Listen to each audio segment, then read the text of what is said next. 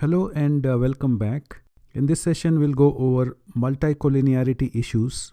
So in this video, we are going to take a look at what is multicollinearity, especially when we are developing a multiple linear regression equation. So why we need to be careful about multicollinearity and how do we assess multicollinearity. So one of the ways is variance inflation factor VIF. So we are going to look at how to calculate this using R. So starting with what is multicollinearity. This problem or this issue occurs when there is moderate to high intercorrelations among independent variables.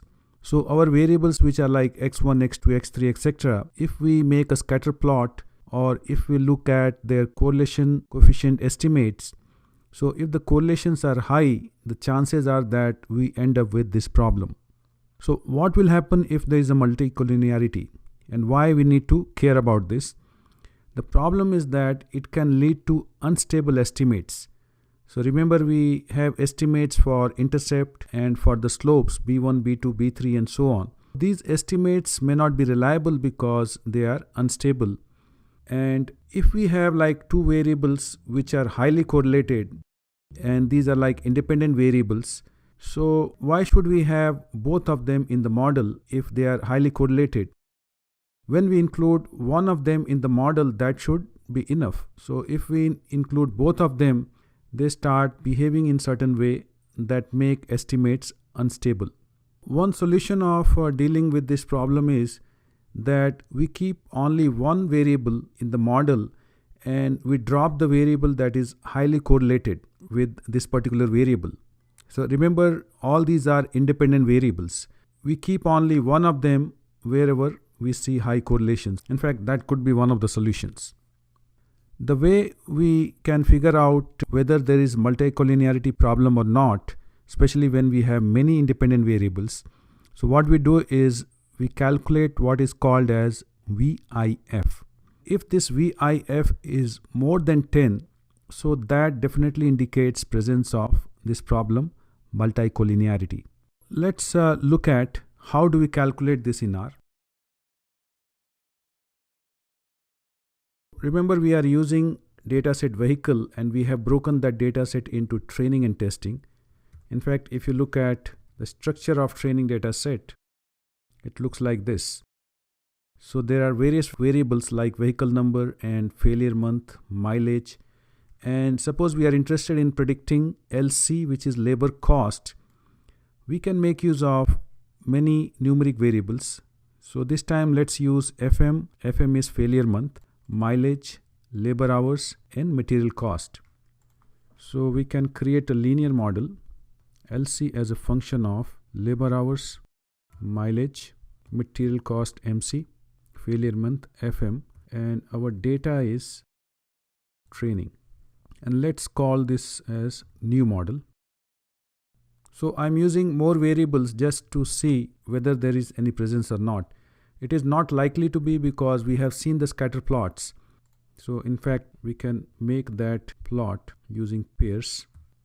So within training, so let's use from failure month, which is second column, up to sixth column, which is MC. So 2 to 6. So you can see LC has high correlation with LH. And remember, LC is the Y variable, which is dependent variable. But for multicollinearity, we are concerned with independent variables, which are the other quantitative variables here, like MC, LH, mileage, and FM.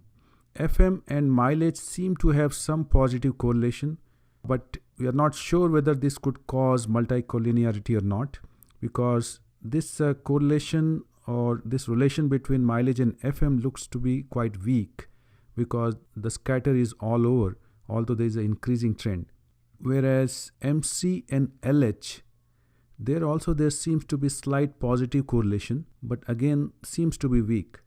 Since we are not that sure whether multicollinearity problem exists or does not exist, so what we'll do is we'll run this model and then calculate VIF values.